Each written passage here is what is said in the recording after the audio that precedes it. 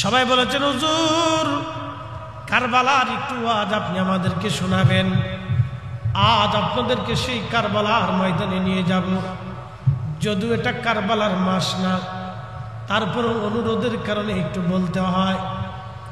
সেই দিন ইয়াজিদি বাহিনী আওলাদে রাসূল হযরত ইমাম হুসাইন রাদিয়াল্লাহু আনহুকে 3টা দিন এমন ভাবে কষ্ট দিয়েছিল, বিশ্বের ইতিহাসে পৃথিবীর ইতিহাসে এত নির্মমতা অন্য কারো জীবনে এমন করুণ ঘটনা হয় নাই।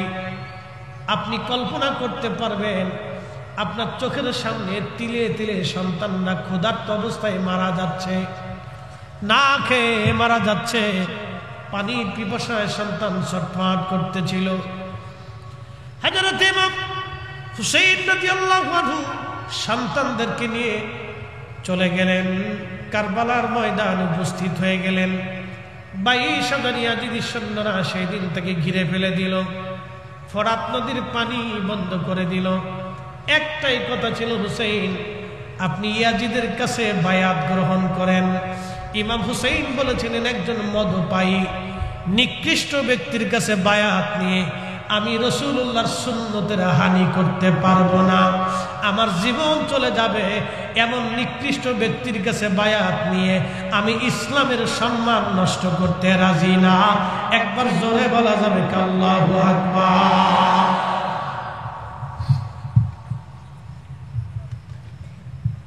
সেই দিন যদি আওলাদে রাসূল ইমাম হুসাইন ইয়াজিদের কাছে বায়াত নিতেন, তাহলে মুসলমান সারা জীবন মিথ্যার কাছে মাথা নত করত। আজকে ইসরায়েলের ছেলেদের দিকে, ফিলিস্তিনের বাচ্চাদের দিকে তাকান। সাংবাদিকরা জিজ্ঞেস করলো, মাও নাই, বাবাও নাই, ভাইও নাই, বোনও নাই, কেউ নাই।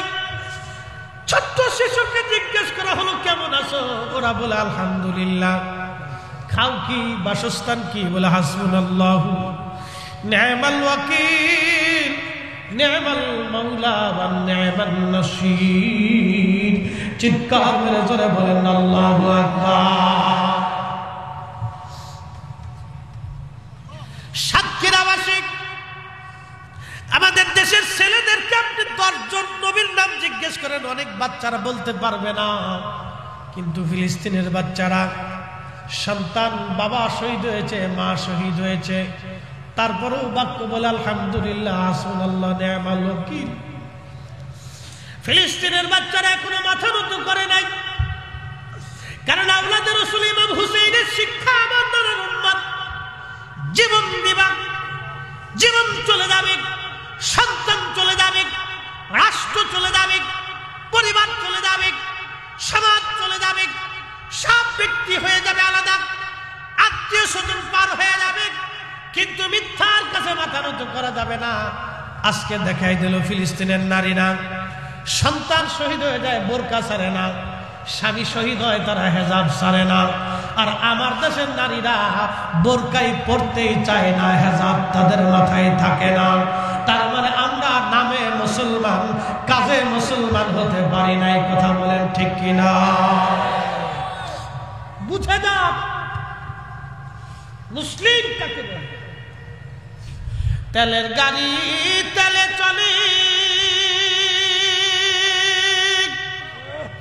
হাওয়ার গাড়ি হাওয়ায় উড়ে,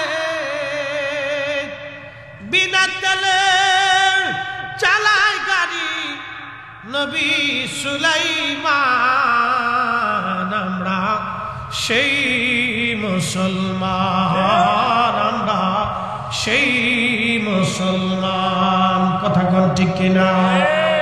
আজকে সুদের কারবারি করি পয়সার জন্য, ঘুষের কারবারি করি পয়সার জন্য। আপনাদেরকে বলি, আজকে বলে দিয়ে যাই, একজন ব্যক্তি যদি সুদের কারবারি করিয়া 100 কোটি টাকার মালিক হয়, 100 কোটি টাকার মালিক হওয়ার পরে সুন্দর মনোরম একটা প্রাসাদ স্ত্রীকে বানাই দিল, সন্তানদেরকে সুন্দর বিল্ডিং বানাই দিল, দামি দামি গাড়ি দিল। এখন ওই ব্যক্তি যদি তার স্ত্রীকে যায় বলে, বিবি রে আমার তো অনেক সম্পদ আছে, তো তোমার একটা বাড়ি বানাই দিলাম, আমি আরেকটা বিয়ে করতে চাই, ওই স্ত্রীকে মানবে?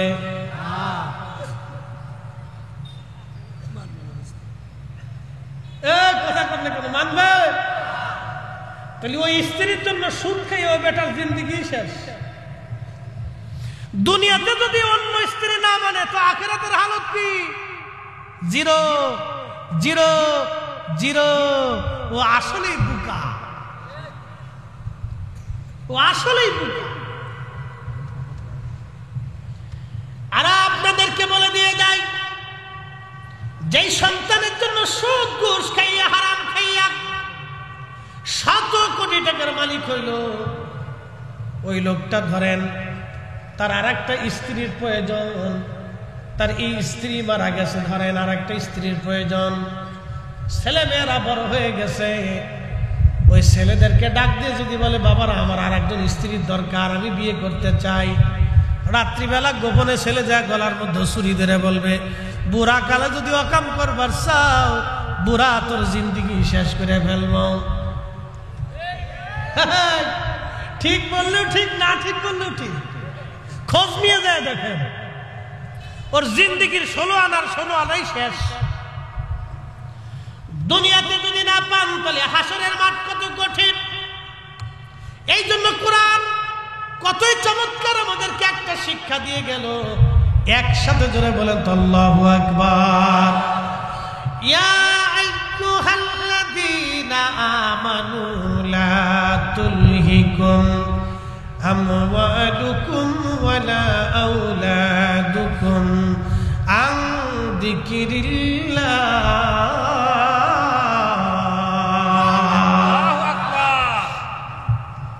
বুঝতে অসুবিধা না? তাহলে দোয়া পর্যন্ত আসেন তো ইনশাআল্লাহ? না না, জোরে বলেন, জোরে বলেন ইনশাআল্লাহ। আপনাদেরকে একবারে বেশি রাত্রি করে কষ্ট দিব না। 1 ঘন্টা হয়েছে, যদি টাইম দেন তাহলে আরো 15 মিনিট বাড়াবো ইনশাআল্লাহ। হ্যাঁ, আরো 1 ঘন্টা চলবে ইনশাআল্লাহ। রাজি রাজি? আচ্ছা অসুবিধা নেই, দেখি আমরা কদ্দূর যাইতে পারি, কদ্দূর যাইতে পারি, কদ্দূর যাইতে পারি। এই যে কোরআনের আয়াত, এরপর আরেকটা শান শোনাই দিচ্ছি, একসাথে বলেন আল্লাহু আকবার। হে ঈমানদার, অ্যাটেনশন। ইয়া আইয়ুহাল্লাযীনা আমানু লা তুলহিকুম আমওয়ালুকুম ওয়ালা আওলাদুকুম আন যিকিরিল্লাহ। ও ঈমানদার, সম্পদের মোহে সন্তানের প্রেমে পড়ে তোমরা আমি আল্লাহর জিকির থেকে গাফিল হইও না। নামাজ ছেড়ে দিও না, হালাল ছেড়ে দিও না, আখিরাত বরবাদ করিও না। স্ত্রীর প্রেমে পড়ে, সন্তানের প্রেমে পড়ে, সম্পদের প্রেমে পড়ে আমি আল্লাহ থেকে তোমরা জুদা হয়ে যাইও না। যদি জুদা হও তাহলে কি হবে? ওয়ামাই ইয়াফআল যালিকা ফাউলাইকা হুমুল খাসিরুন।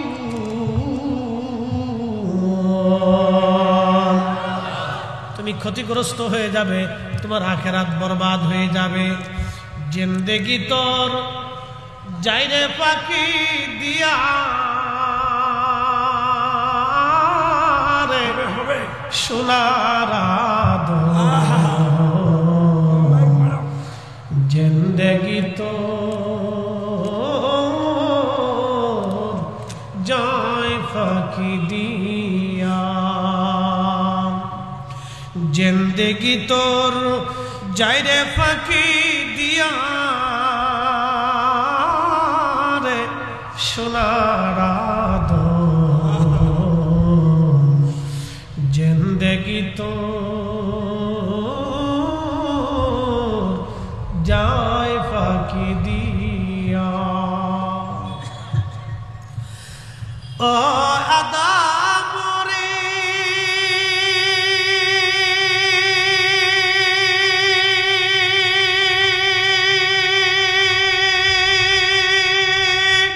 পাক ধরিয়া গেছে দাড়ি, দন্ত আছে গোটা চারি, সমম জারি গিয়াছে করিয়ার সোনার জিন্দেগি তো যায় ফাঁকি দিয়া।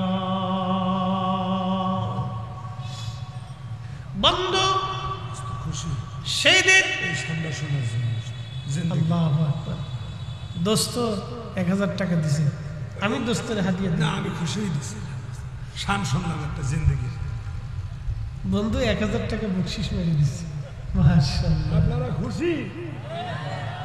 কারবালার ওয়াজ কি চলবে? কারবালার দিকে যাচ্ছি।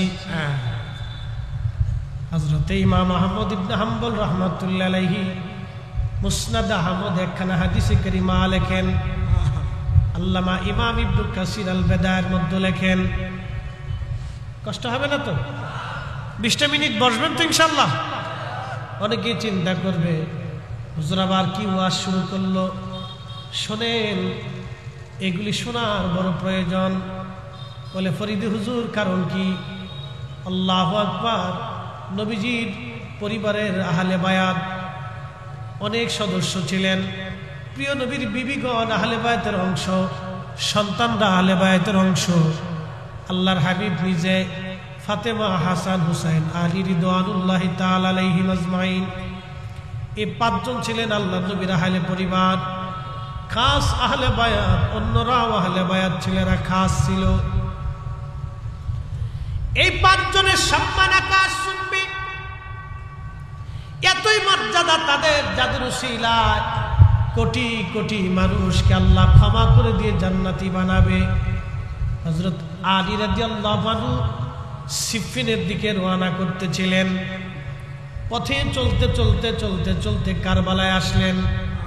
কারবালায় একটা গাছ ছিল, এই গাছের নাম হানজাল। ইমাম ইবনে কাসির লেখেন, এই হানজাল গাছ দেখার পরে হযরত আলী রাদিয়াল্লাহু আনহু বললেন, ও আমার লোকেরা, সাহাবীরা বলো তো এই জায়গার নাম কি? বলে হুজুর এই জায়গার নাম হচ্ছে কারবালা। ওই গাছের নাম কি? বলে হানজাল। হযরত আলী রাদিয়াল্লাহু আনহু ঘোড়া থেকে নেমে গেলেন, বাহন থেকে সওয়ারি থেকে নামলেন। নামার পরে তিনি ওই হানজাল গাছের পাশে গেলেন, যাই নামাজ বিছাইয়া নামাজ আদায় করলেন। নামাজ শেষ করার পরে হযরত সাইয়্যিদুনা আলী রাদিয়াল্লাহু আনহু দোয়া করতে লাগলেন, আর চোখের পানি ফেলে ফেলে তিনি কাঁদতে লাগলেন। যখন দোয়া শেষ হয়ে গেল, সাহাবীরা জিজ্ঞেস করলেন, আমিরুল মুমিনিন, বিষয়টা বুঝলাম না, এই হানজাল গাছের কাছে কারবালার ময়দানে আপনি কেন কাঁদলেন? এইখানে আপনি কেন নামাজ পড়লেন? দোয়া কেন করলেন? কিসের দোয়া করলেন? কেন চোখের পানি আপনি ফেললেন? হযরত আলী ডাক দিয়ে বললেন, সাহাবীরা রে, আমি আমার মাসুক নবীর পবিত্র জবান থেকে শুনেছি, আল্লাহর নবী বলেছেন কারবালায় এই হানজাল গাছের পাশে এইখানে আমার হুসাইনকে শহীদ করা হবে। আমার হুসাইনের সঙ্গী যারা হবে তাদেরকেও শহীদ করা হবে। সাহাবীদের পরে জমিনের উপরে আসমানের নিচে তারা হবে দামি শহীদ। তাদের শাহাদাতের মর্যাদা থাকবে অপরিসীম। সাহাবায়ে কেরামের পরেই তাদের মর্যাদা হবে।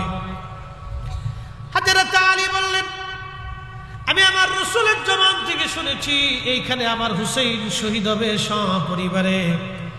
সেই জন্য আমি আলী এই জায়গায় নামাজ পড়ে আমার সন্তান হুসাইন যাতে ওই সময় ধৈর্য ধরতে পারে, শাহাদাতের কঠিন সময় যাতে ধৈর্য না হারায়, সেই জন্য আমি আলী তার জন্য দোয়া করে গেলাম, তার জন্য আল্লাহর দরবারে দরখাস্ত করে গেলাম। একবার জোরে বলা যাবে কি মারহাবা? আখেরি সালাম লন ওহে নানা জান, আপনার হুসাইন যায় কারবালার ময়দান, গো নানা কারবালার ময়দান। হযরত হুসেন কারবালায় উপস্থিত। মনোযোগ, 3 দিন পর্যন্ত পানি বন্ধ হয়ে গেল। তীর সৈন্যরা ঘিরে ফেলল, পানি নাই, খাবার নাই।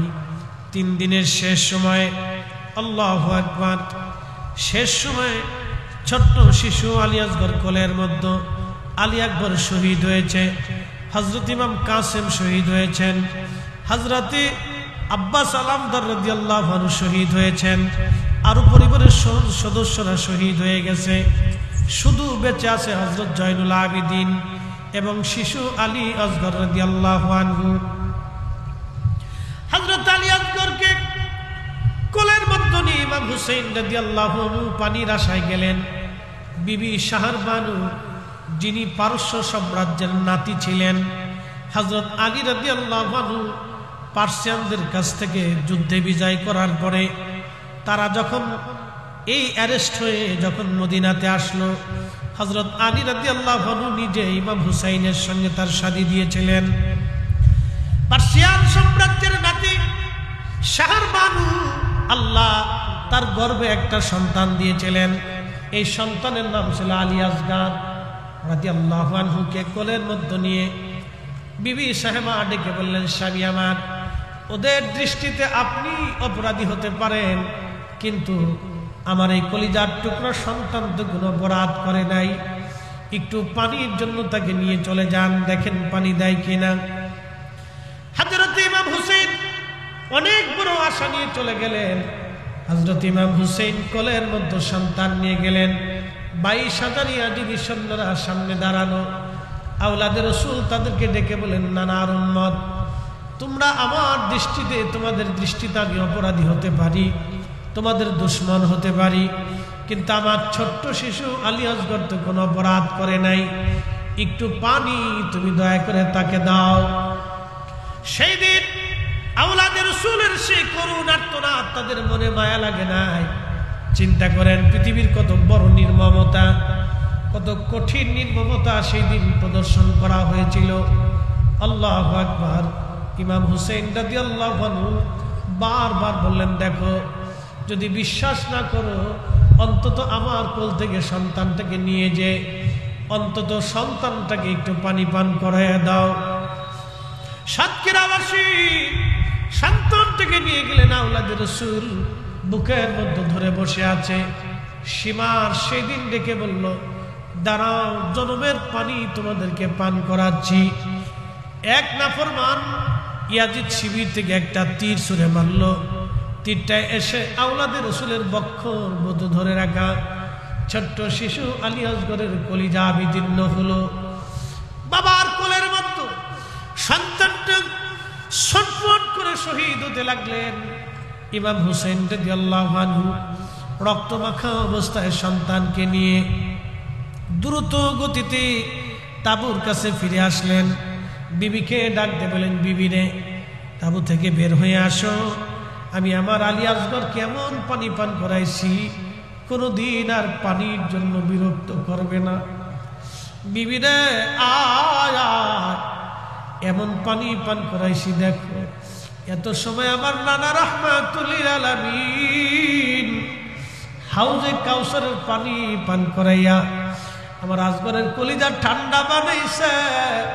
বিবি আসো, আমার সন্তান দুনিয়াতে তোমাকে আর কষ্ট দেবে না। শাহরবানু বিবি সাহেবারা দৌড়ে আসলেন।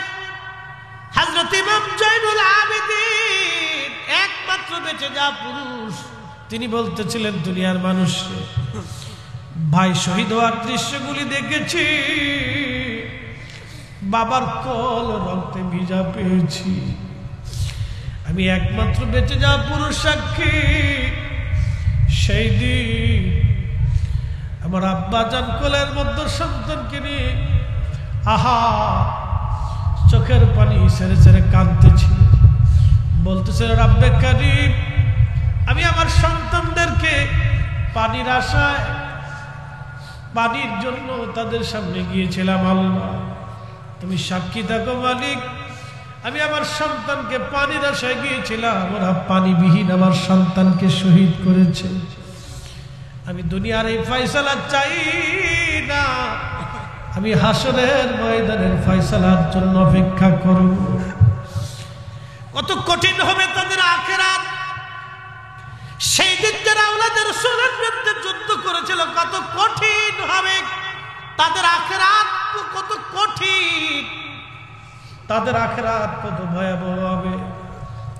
ইমাম জয়নুল আবেদিন বললেন, আমি অসুস্থ ছিলাম, আব্বাজান আমার ফুফু আম্মা হযরত জয়নব রাদিয়াল্লাহু আনহাকে বললেন, জয়নব, আমার আব্বা হুজুরের দেওয়া নানা রাহমাতুল লিল আলামিনের সবুজ পাগড়িখানা আমাকে দাও। সবুজ পাগড়ি তিনি মাথায় বাঁধলেন, গায়ের মধ্যে ওই হযরত আমিরা হামজা রাদিয়াল্লাহু আনহু লোহার বর্মটা গায়ে দিলেন, জুলফিকার তলোয়ারখানা হাতে নিলেন, সবাইকে কাছে ডাকলেন, বিবিদের কাছ থেকে বিদায় নিলেন। হযরত জয়নব কাছে ডেকে জয়নবকে সামনে দাঁড়া করাইলেন। হযরত জয়নব ছিলেন ইমাম হুসাইনের ছোট বোন। জয়নবকে ডাক দিয়ে বলেন, বোন আমার, আব্বাজান আমাদের মাঝ থেকে শহীদ হয়েছে, আম্মাজান আমাদের থেকে বিদায় নিয়েছে, বড় ভাই ইমাম হাসানকে ওরা বিষ প্রয়োগে হত্যা করেছে, আমাকে কারবালা পর্যন্ত ডেকে এনে আমার চোখের সামনে সন্তানদেরকে ওরা শহীদ করে দিয়েছে, নির্মমভাবে শহীদ করেছে, নির্মমভাবে আমার সন্তানদেরকে শহীদ করেছে, আমার সাথীদেরকে ওরা শহীদ করেছে। 3 দিন আমি একজন পিতা হয়ে সন্তানদের মুখে এক ফোঁটা পানিও আমি দিতে পারি নাই। জয়নব, আমার অবর্তমানে তোমাদেরকে এই পরিবারের মধ্যে তোমাকে মুরব্বী হিসেবে রেখে যাচ্ছি। জয়নব রে, 2টি ওসিয়ত তোমার জন্য আমি করে যাচ্ছি। প্রথম ওসিয়ত হলো আমার জয়নুলকে রেখে গেলাম, জয়নুল আবিদিন, আমি আমার জয়নুল আবিদিনকে রেখে যাচ্ছি, আমার নানার উম্মতের দ্বীনের জন্য তাকে রেখে গেলাম। সাবধান জয়নুল, আমার জয়নুলের মনে ব্যথা দিবি না, কষ্ট দিবি না, সন্তানের মতো লালন করবি। 2 নম্বর ওসিয়ত, জয়নব, আমার শাহাদাতের পরে আমি জানি ওরা আমার লাশের উপরে বিভিন্নভাবে অত্যাচার করবে রে, তুই কিন্তু আমার সাকিনারে আমার লাশের পাশে যাইতে দিবি না, মাতম করবি না, আমার নানা রাহমাতুল লিল আলামিনের নিষেধ। 3 নম্বর ওসিয়ত, জয়নব, যদি কোনদিন তোমরা মদিনায় ফেরত যাইতে পারো, যদি কোনদিন মদিনায় ফেরত যাইতে পারো, জয়নব রে, দুনিয়ার কোন রাজা বাচ্চার আদালতে আমাদের হত্যার ফায়সালার জন্য বিচার চাবি না, দুনিয়ার কোন রাজা বাচ্চার দরবারে আমাদের হত্যার জন্য, শাহাদাতের জন্য, নির্মমতার জন্য ফায়সালা টানতে যাবি না। যদি কোনোদিন মদিনায় যাওয়ার সুযোগ হয় রে জয়নব, কারো বাড়ি যাবি না, কারো ঘরে যাবি না, সর্বপ্রথম আমার নানা রাহমাতুল লিল আলামিনের রওজার পাশে যে দাঁড়াইবি।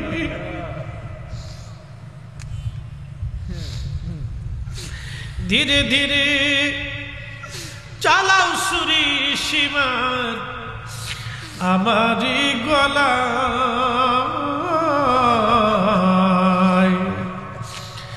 জয়নাল আবেদিনের কান্দন শুনতে দাও আমায়, জয়নাল আবেদিনের কান্দন শুনতে দাও আমায়।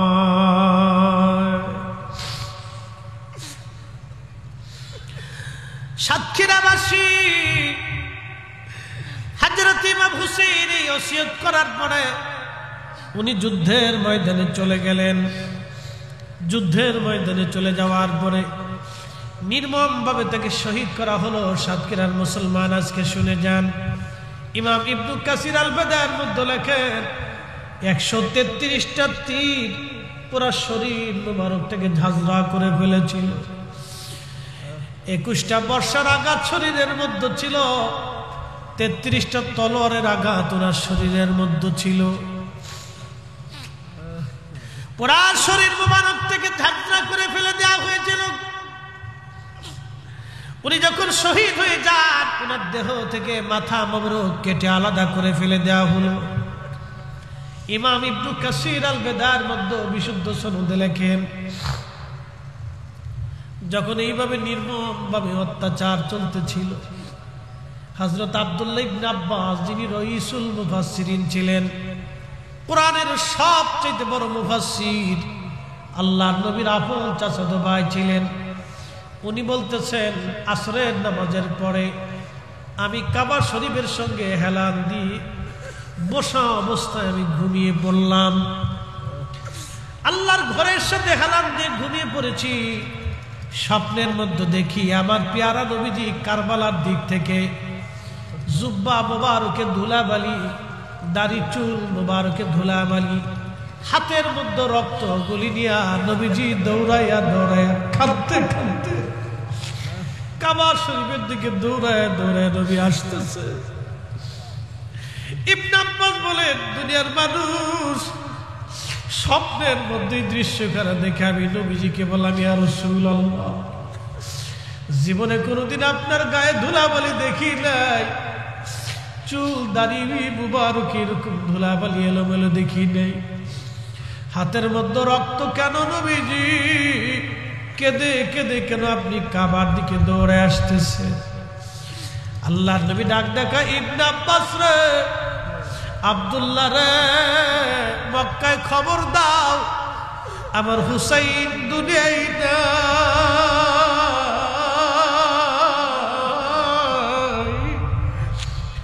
আমার হুসাইন কারবালায় শহীদ, আমার হুসাইনের শাহাদাতের সময় আমি নবী পাশে ছিলাম, আমি রাসূল তার শাহাদাতের সময় পাশে ছিলাম, তার রক্ত, সাথীদের রক্তগুলো আমি নিয়ে আসছি আল্লাহর আদালতে যাওয়ার জন্য। চিৎকার মেরে ধরে বলবেন আল্লাহু আকবার। আল্লামা ইমাম ইবনু কাসির হাদিস খানা লেখার পরে নিচে বলছেন, হাযা হাদিসুন সানাদুন জাইয়্যিদ, এই হাদিসের সনদ বড়ই মজবুত, এই হাদিসের সনদের মধ্যে কোনো গন্ডগোল নাই, বিশুদ্ধ ঘটনা। আল্লাহর নবীজি স্বপ্নে দৌড়াইয়া দৌড়ায় কাবার দিকে আসতেছে। আল্লাহর নবী বলেন, মান রাআনি ফিল মানামি ফাকাদ রাআল হক, রাবাহুল বুখারী, যে আমাকে স্বপ্ন দেখলো সে বাস্তবে আমি নবী দেখলো। আমি নবী নিজে আসি, ছবি আসি না, আমি নবী নিজে সরাসরি আসি। চিৎকার মেরে জোরে বলবেন আল্লাহু আকবার। হযরত ইবনে আব্বাস বলেন, আমি স্বপ্ন দেখলাম, স্বপ্ন ভেঙে গেল আমার, সারা কাবা বরণী পাগলের মতো দৌড়ার বল, শুনছো কাবাবাসী, শুনছো মক্কাবাসী, হুসাইন আর নাই, আমাদের হুসাইন কারবালায় শহীদ। একটু চিন্তা করেন তো, সেই দিন আল্লাহ তাদের উপরে কত বড় জুলুম তারা চলেছিল, কিন্তু অন্যের কাছে মাথা নত করে নাই। কথা কোন ঠিক কিনা? সেই দিন তারা মিথ্যার কাছে মাথা নত করে নাই, অন্যের কাছে মাথা নত করে নাই, অন্যের কাছে মাথা নত করে নাই, ন্যায়ের সামনে ন্যায়ের জন্য মাথা উঁচু করে দাঁড়িয়েছিল উহুদ পাহাড়ের মতো। সেই দিন নিজে শহীদ হলো, সন্তান শহীদ হয়ে গেল, পরিবার পরিজন শহীদ হলো। শুধু কি এখানেই শেষ না? ইমাম ইবনে কাসির লিখতেছেন, ইমাম হুসাইন রাদিয়াল্লাহু আনহুর দেহ মোবারক থেকে জুব্বা খুলে নিয়ে যাওয়া হলো। আহা, মাথাবিহীন দেহ মোবারককে ফোরাত নদীর তীরে কারবালার ধুলা বালির মধ্যে শুমাইয়া ইয়াজিদ বাহিনী 70টা ঘোড়াকে তারা সিরিয়াল করলো। 70 জন সুয়ারি ঘোড়ার পিঠের উপরে চড়াইয়া নগ্ন দেহ, খালি দেহ মোবারকের উপর দিয়ে ঘোড়া দাবড়াইতে লাগলো। ঘোড়ার পায়ের আঘাতে, খুরের আঘাতে আঘাতে ইমাম হুসাইনের রক্ত, গোশতগুলি, দেহগুলি ছিটে ছিটে ছিঁড়ে ছিঁড়ে যাচ্ছিল, দলিত মলিত হচ্ছিল দেহ মোবারক। ঠিক তখনই হযরত যায়েনব, ফাতিমাতুজ জাহরার কন্যা, হযরত আলী রাদিয়াল্লাহু আনহুর বেটি, জান্নাতের সদস্য, প্রিয় নবীজির রক্ত হযরত যায়েনব তিনি দৌড়ে এসে ভাইয়ের লাশের পাশে দাঁড়াইয়া জেসেদ মুবারকের পাশে দাঁড়াইয়া মদিনার দিকে ফিরে হযরত যায়েনব চোখের পানি ফেলে ফেলে কাঁদতেছিলেন। চোখের পানি ফেলে কান্দে আর বলি, ইয়া রাসূলুল্লাহ, ইয়া হাবিবাল্লাহ, নবী গো, আপনার উম্মতেরা আপনার হুসাইনের সঙ্গে কেমন আচরণ করে। নানা গো, আপনি দেখেন কারবালার প্রবালী বাতাস আপনার হুসাইনের শরীরে ধুলাবালি ছড়ায়। যাদের গায়ে মশা মাছি বসতে দাও নাই, যারা ক্ষুধার্ত হলে নবী সহ্য করেন নাই। একদিন ফাতেমা রাদিয়াল্লাহু আনহা ঘরের কাছ দিয়ে নবীজি যাচ্ছিলেন, হাসান হুসাইন কাঁদতে লাগলো। আল্লাহ নবী ছটফট করে ভিতরে ঢুকলেন। ঢুকার পরে ফাতেমাকে জিজ্ঞেস করলেন, ফাতেমা রে, আমার হাসান আর হুসাইন কি জন্য কাঁদে বলো? তুমি কি জানো না ওদের কান্নার আওয়াজ আসলে আমি নবীজির কলিজার মধ্যে ব্যথা লাগে, ওরা কানলে আমি নবী কষ্ট পাই। ফাতেমা রে, কেন ওদেরকে কষ্ট দিছো বলো, কি জন্য কষ্ট দিছো বলো রে ফাতেমা? বলে, আব্বাজান, গরিব ঘরে আপনি আমারে বিয়ে দিয়েছেন, আপনার আলী বড় দরিদ্র, ঘরের মধ্যে কোনো খাবার নাই, আমি হাসান হুসাইনকে খাবার দিতে পারি নাই, ক্ষুধার কারণে ওরা আজকে কাঁদতেছে আব্বাজান। আল্লাহর নবী পাগল পারা হয়ে গেলেন হাসান হুসাইনের ক্ষুধা বন্ধ করার জন্য। তখন নবী বলেন, আমার আহাব্বানি মান আহাব্বাহুমা, আমার হাসান আর হুসাইনকে কেউ যদি ভালোবাসে ফাকাদ আহাব্বানি, সে আমাকে ভালোবাসে। ওমান আহাব্বানি, যে আমাকে ভালোবাসে, আহাব্বাহুল্লাহ, সে আল্লাহকে ভালোবাসে। ওমান আহাব্বাহুল্লাহ আদখালাহুল জান্নাহ, আর যে আল্লাহকে ভালোবাসে আমার আল্লাহ তাকে জান্নাতি বানাই দেবে। চিৎকার মেরে জোরে বলেন আল্লাহু আকবার। বলবেন, হুজুর 1450 বছর পরে উনাদের ওয়াজ শুনে আমাদের কি লাভ হবে? আল্লাহর কসম করে বলি, আওলাদে রসুলের করুণ কষ্টের কথাগুলি শোনার পরে যাদের চোখ বেয়ে একটু পানি বের হয়েছে, এই পানির উসিলা বান্দার জীবনের গুনাহ মাফ হয়ে যাবে। পতিতা নারী কুকুরকে পানি পান করানোর কারণে যদি জান্নাতে যাইতে পারে, আহলে বাইতে রাসূলের প্রেমে চোখের পানি পড়লে আমাদের গুনাহ মাফ হবে। কথা বলেন ঠিক কিনা? আহলে বাইতে রাসূলের মহব্বতে আমাদের চোখের পানি পড়লে আমাদেরও ক্ষমা হবে, আমাদেরও ক্ষমা হবে, আমাদেরও ক্ষমা হবে, আমাদেরও ক্ষমা হবে। শ্রেষ্ঠ নবী দিলাম রে তরিয়ে নিতে রোজা শরীক, শ্রেষ্ঠ নবী দিলাম রে তরিয়ে নিতে রোজা শরীক, পথ না ভুলি তাই তো দিলে পাক কুরআনের বাণী, খুদা তোমার মেহেরবানি। ঠিক কিনা? সুন্দর ফুল সুন্দর ফল মিঠা নদীর পানি, খুদা তোমার মেহেরবানি। কোরআনে আল্লাহ বলতেছেন, কুল ইন কুনতুম তুহিব্বুনাল্লাহ ফাত্তাবিউনি ইউহিব্বুকুমুল্লাহ।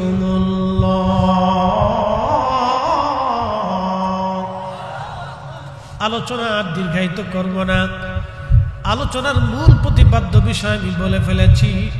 মিথ্যার কাছে মাথা নত করা যাবে না, অন্যায়ের কাছে মাথা নত হবে না, হকের জন্য মাথা উঁচু করে দাঁড়ায় থাকতে হবে। কথা বলেন ঠিক কিনা? আল্লাহ কবুল করুন, সকলেই বলেন আমিন। আল্লাহু আকবার। সে আমাকে টাকা দেয় নাই, বরং মূলত আহলে বাইত রাসূলের মহব্বতে দিয়েছে। কি কথা বলেন ঠিক কিনা? এই হাদিয়াটা আমার জন্য না, এটা আহলে বাইত রাসূলের মহব্বতে দিয়েছে। কথাগুলি শোনা লাগবে আমাদেরকে। তাহলে আপনারা বলেন, বেশি বেশি দোয়ার দরকার আছে না নাই? এক কথা বলেন, দরকার আছে। হালাল খাবার, হালাল খাদ্য ভক্ষণ করবেন। হারাম খাইয়া কোনোদিনও হজ যদিও করেন, এই যে সামনে হজ 30 অথবা 1 তারিখে আমার ফ্লাইট, আমি হজে যাব, দোয়া করবেন। এ বন্ধু, হজে চলে যাবেন। আমার মুআল্লিম আমাকে বলতেছিলেন, আমার যিনি হজে নিবেন, এই খাজা এয়ারলাইন্স জালালাবাদী সাহেব, তিনি বলতেছেন যে মামা কথা শুনেন, এক ভদ্রলোক ওনার কাছে আসছে, আয়সা বলতেছে, হুজুর আপনি আমাকে একটা প্যাকেজ দেন। তো উনি, ওনার ট্রাভেলসটা খুব দামি এবং বড় বড় হায়ার পার্সন ওনারটাই যায়। তো বলতেছে, আমার ট্রাভেলসে 22 লক্ষ টাকার প্যাকেজ আছে, 25 লক্ষ আছে, 30 লক্ষ আছে, কোনটায় যাবেন? কয় না, সবচাইতে কম যেটা এটা দেন।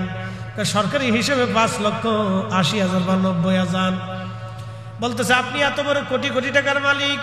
বলতেছে, মালিক হইতে পারি, আমার টাকা তো হারাম, কারণ আমি টেবিলের নিচ দিয়ে মাইরে দিছি। বলে, হজে যাবেন কেমনে? বলে, বাবার জমি বিক্রি করে। দেখেন কত বড় চালাক, কোটি কোটি টাকার মালিক, কিন্তু টেবিলের নিচ দিয়ে টাকা। বলছে 22 লক্ষ টাকার প্যাকেজ নেন। কয় না, একবারে সর্বনিম্ন যেটা, বাবার জমি বেঁচে তারপরে হজে যাবে, হজেরটা হালাল রাখতেছি। আমি বললাম, তারা জিজ্ঞেস করলো যে এতদিন যা খাইছে এটা কোথায় গেছে? যেই টাকাটা খাইছে, হারাম টাকার গরুর গোশত আর শুয়োরের গোশতের মধ্যে কোনো তফাৎ নাই।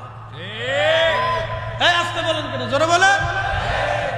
হারাম টাকার খাসির গোশত আর কুকুরের গোশতের মধ্যে কোনো তফাৎ নেই, কারণ এটাও হারাম, এটাও। আমি বললাম, এতদিন যা খাইলো তাহলে সেটা কোথায় গেছে? আল্লাহ রাসূল বললেন, যেই শরীর হারাম খাদ্য দিয়ে গঠিত হয়, সেই শরীর কখনো জান্নাতে যাবে না। চিন্তা করেন তো, ইমাম হুসাইন যদি সেই দিন ইয়াজিদের কাছে মাথা নত করতেন, তাহলে আজকেও এই উম্মত মিথ্যার কাছে মাথা নত করত। দেখবেন এই উম্মত এখনো হকের উপরে জিন্দা থাকে, এখনো মাথা উঁচু করেই থাকে। কথা কর না কেন, ঠিক কিনা? আল্লাহ কবুল করুন, সকলে বলেন আমিন। এসেছেন যত নবী, সকলের ইমাম, আসেন দুয়ার আগে আমরা নবীজিকে সালাম দিব। এসেছেন যত নবী, সকলের ইমাম, সালাম নবী তোমায় হাজারো সালাম ইয়া নবী।